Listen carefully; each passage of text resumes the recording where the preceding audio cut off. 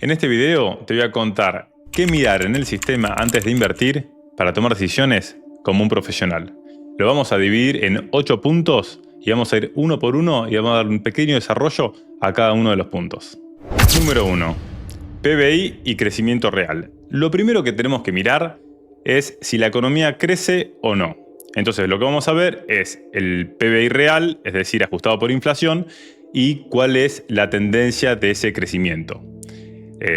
Si el crecimiento viene estable, pues podemos ver el historial, si se está acelerando, si se está desacelerando. Y también cómo se compone ese PBI. ¿Depende de un solo sector o está diversificada la economía? Porque el crecimiento del PBI, el crecimiento de la economía, oxigena el mercado y le da más aire al real estate. Número 2. PBI y sostenibilidad fiscal.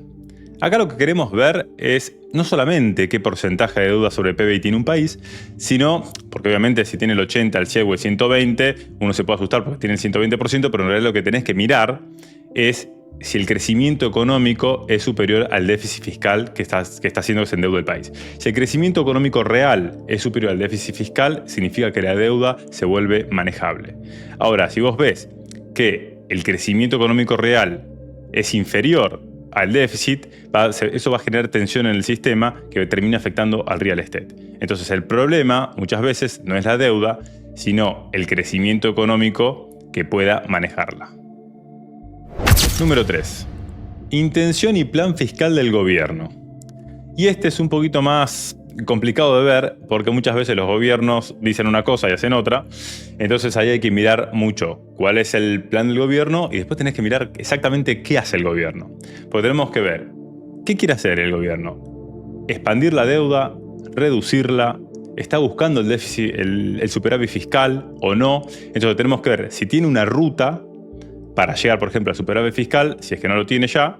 Y después ver qué acciones está tomando el gobierno para ver si se contradice con lo que dice o si efectivamente esas decisiones y esos cambios de regulaciones, etcétera, impositiva y demás, llevan camino al superávit fiscal. Entonces es importante en este punto entender cuáles son los objetivos del gobierno y después si realmente están tomando las decisiones para llevarlos a cabo. Número 4. Estabilidad política y riesgo de cambio de reglas. Porque, mira, el capital le tiene más miedo a la incertidumbre que a los altos impuestos. Y esto es así. Entonces, tenemos que ver cómo son las visiones de los diferentes gobiernos. Primero, obviamente, hay que analizar el riesgo de que cambie efectivamente el gobierno en los próximos años o en el momento que estás haciendo la inversión. Y el partido opuesto que pueda llegar a ganar, qué tan diferente es la visión de la política y de la economía para ese otro partido.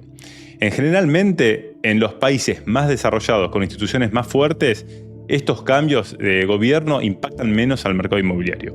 Pero en otras economías, que quizás son menos desarrolladas, los cambios de gobiernos terminan impactando fuertemente en el real estate, por eso hay que prestar mucha atención a estos cambios. Y acá lo que vamos a tratar de analizar es, si vos crees que el cambio de gobierno va a facilitar a que lleguen más capital o el cambio de gobierno crees que va a hacer que los capitales se vayan. Esto es clave. Número 5. Atracción de capital y población. Porque un sistema medianamente sano atrae dos cosas, dinero y gente. Porque la gente normalmente se mueve donde hay dinero. Entonces lo que vamos a ver acá es, primero, la inversión directa extranjera. Y también vamos a mirar la migración neta, es decir, cuánta gente ingresa al país y cuánta gente egresa del país. Y también podemos ver qué tipo de capital está ingresando, es decir, es capital productivo o si es capital especulativo. Y también podemos ver qué tipo de inmigración está teniendo ese país. Es decir, ¿esto es una inmigración? ¿Son familias? ¿Son empresas? ¿Es talento la que se está mudando al país? ¿O tenés una inmigración que termina siendo una carga fiscal para el país? Entonces hay que estar atento a todos esos puntos. Número 6. Facilidad para entrar y sacar capital. Bueno, esto es clave. Ahí tenemos que analizar si hay restricciones para ingresar capital, si después puedo sacarlos libremente, si tengo que pedir permisos, si hay cepos, si puedo comprar diferentes divisas libremente, cómo me manejo bancariamente en ese país. Es clave analizar la libre circulación del capital. Número 7. Impuestos. Dirección no solo el nivel. Acá lo que vamos a estudiar y ver es no solamente cuánto se tributa, es decir, si son impuestos bajos o altos, puede para un 15, un 20, un 30, lo que fuera, sino cuál es la dirección que puede tener ese Estado. Entonces ahí tenemos que ver cuál es la necesidad futura fiscal que va a tener el país. Por eso tenemos que hacer todos los análisis anteriores. Porque uno viendo cómo está la salud de esa economía y si el sistema está sano, vamos a ver si es previsible y si uno puede oler si ese país va a crear nuevos impuestos o va a subir los ya existentes. Entonces esto es clave porque los impuestos sí afectan al real estate, aunque no sean impuestos directos sobre el real estate. Porque los impuestos terminan sacando capacidad de ahorro a la gente o capacidad de ahorro a las empresas, que ese ahorro en el tiempo termina en general en ladrillos e invertidos en real estate. Entonces, nuevamente, hay que buscar cuál es los impuestos y la dirección que tienen esos impuestos. Número 8. ¿Los objetivos de largo plazo son plausibles?